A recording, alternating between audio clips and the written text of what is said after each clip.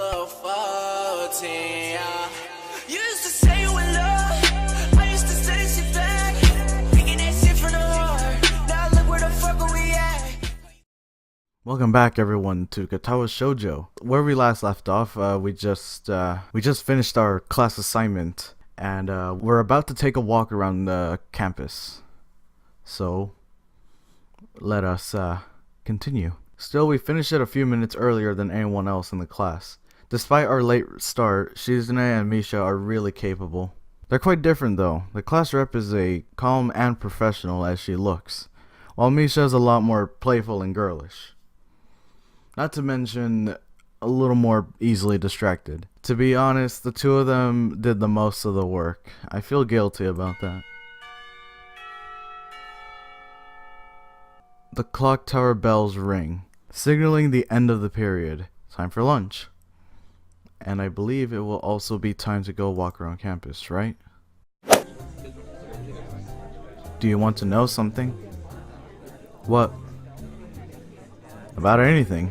We're your guide, so you should ask if there's something. I wonder. Oh, okay. Give me a moment to save real quick. Okay, so I had to boost the aux on my mic because I was holding the mic the entire time, and now my arm's not completely numb, but I just can't move it.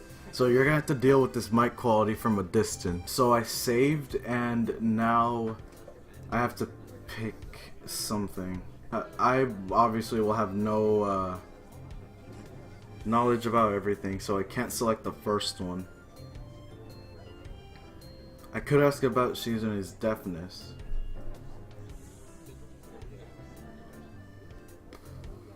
I'll ask about the library. Oh yeah, there is a library in the school. Lately I've been getting into reading a lot, so I'd like to check it out. Misha gives the kind of frown that makes it clear that she doesn't consider reading a healthy hobby, but then picks up her smile again. There is. It's in the second floor. We can show it to you sometime. Alright, thanks. I return to my food while the girls talk between themselves. Misha and Shizune sign back and forth very animatedly, throwing sideways glances at me, but Misha refrains from translating. Maybe they are talking about secret girl stuff or something. I quickly notice a conversation in sign is not enough to fill a silence.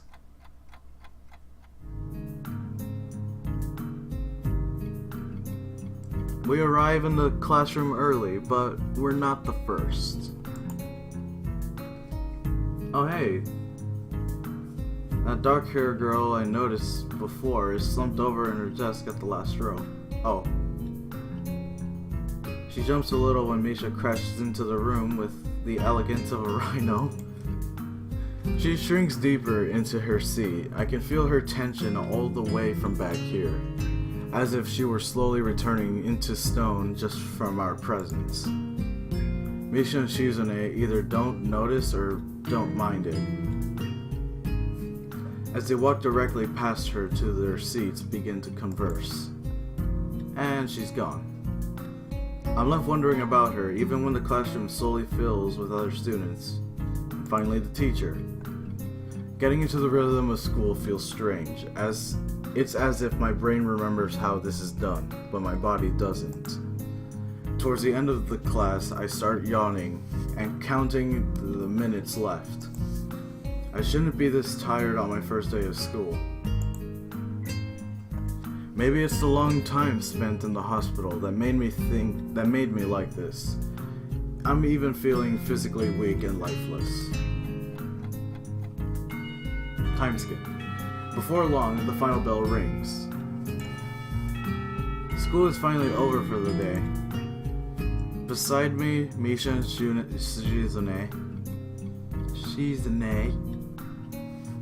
are having a short conversation. After a bit of deliberation, Misha turns to me. Unfortunately, we can't stay and show you around today, Hee-chan. We've got to hurry already, since there's a lot of work for us to do. You'll find your way around here, I'm sure of it. Wait, the teacher said I have to see the nurse. Where do I have to go? Is that so? We can at least show you that much. Okay, good. I wasn't gonna wander the entire campus trying to find the nurse's office. Ooh, corridors. I walk in, hoping that this really will be only a quick visit, like the teacher said.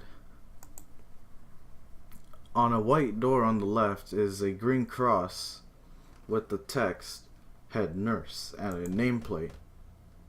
Oh, knock, knock, knock. A voice from the inside responds to my knock almost immediately, but I can't quite make it out. It sounded a bit like an invitation to open the door, so I invite myself further in. The room is not large and it smells strange. A friendly-looking man turns around on his office chair to face me as I enter. His desk is neat and tidy, but the bin under the table is overflowing with used medical utensils, and there are at least a dozen coffee cup rings lingering on the desk. Hello there. What can I do for you today? He is young-looking and sort of rugged, but the dimples in his cheeks wash that impression away when he smiles. Are you the nurse? He smiles like a person who has heard this very same question 100 times. Why, yes I am. It says so on the door, no? You can call me by my name or just the nurse like everyone else. Of course, I shake off my confusion, realizing I probably should grab his extended hand. His handshake is rather firm and friendly. Right. I'm a new student and my homeroom teacher told me to come and meet you. My name is Hisao Nakai. His eyes light up with revelation and he snaps his fingers. Oh, you're that Nakai. I was just reading your file in the morning. Some kind of chronic arrhythmia and related congenital heart muscle deficiency, right? He gestures me to sit down in a vacant armchair in front of his desk. Yeah. Good. You've probably been briefed about the school enough, so I'll just go over this quickly. We have all kinds of facilities available, mostly physical therapy and such. There's always someone from my staff around, even at night, so never hesitate to call us if there's a problem. The famous 24-hour nursing staff. Wow, this is like a hospital. Well, not exactly. For instance, we don't do brain surgery here.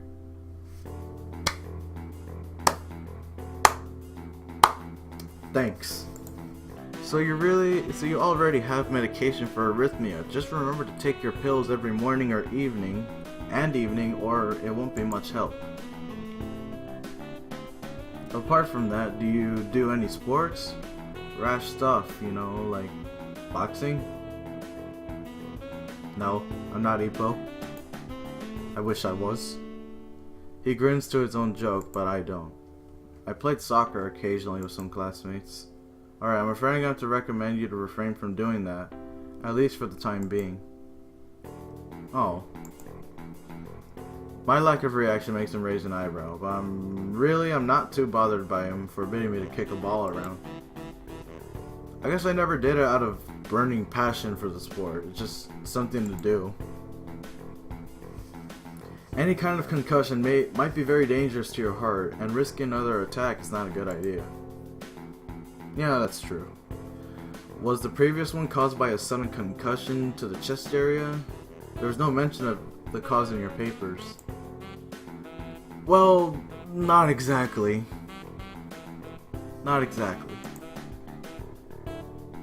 I sidestepped the question exceptionally, and he glances at me over his papers, with a more serious expression on his face. Still, you need to keep your body healthy, so some exercise would do you good. We have physical therapy and such available, as I said. but I don't think you really need such heavy measures. Just some light exercise regularly. Brisk walks, or even light jogging, jumping rope, that sort of thing. Swimming, maybe. There is a pool here. So I was told. You were very good. At any rate, I'm sure you've been told this before. You just need to take care. And not to overexert yourself. He wagged his finger to emphasize the point. No need, really. I've heard this 1,000 times already. Absolutely no unnecessary risks. Take care of yourself. Alright.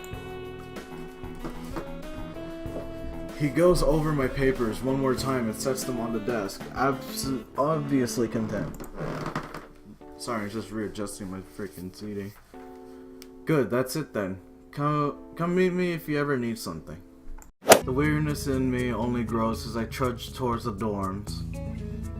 I sat a little way apart from the main building complex. There is a garden of sorts between the school and the dorms. Shrubbery, flowers, and that overbearing smell of fresh cut grass that fills the atmosphere. It dawns on my tired mind that the smell feels novel, because I haven't been outside at all for so long. The dorm building is big and made of red brick like the others. It feels way too pompous for what it is, so I push forward going inside. Seems that the only girls around here are sociable. I suppose that's perfectly fine with me. I climb the stairs to the upper floor. Here, small corridors branch off from the main hallway. Each of these minor halls seems to have a toilet and a shower, as well as 4 rooms. About halfway down the hallway, I spy room 119. The nameplates on the rooms adjacent to mine are blank. I guess there are just 2 of us here. Light shines from the door below. Oh, the music stopped. Light shines from below the door of room 117, so I knock lightly. Hold on, I gotta do a knocking sound effect, guys. Hello? Is anyone home? From inside I hear a few movements, then the clicking of way more locks than I thought these doors had. After a moment, the door squeaks open. Oh, it's this guy. Alright, I think I've read enough for this episode. In the next episode, we'll get to know this Harry Potter looking dude. So, I'll see you guys in the next one. Take care.